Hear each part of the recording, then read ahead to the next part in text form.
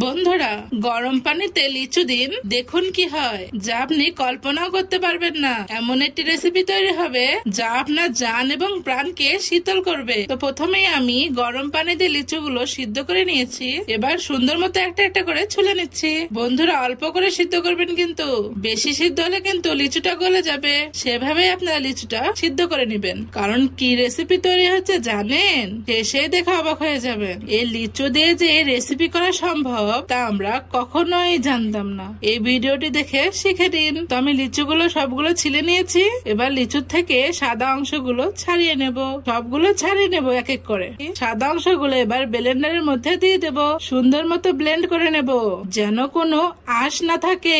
সেইভাবে ব্লেন্ড করে নেবেন। জুসের মধ্যে বরফগুলো দিয়ে দিলাম। সুন্দর মতো বরফগুলো দিয়ে দিলাম। বন্ধুরা, কি একটা রেসিপি তৈরি হলো দেখেছেন? যা আপনার দেহ মনকে করে দেবে ঠান্ডা।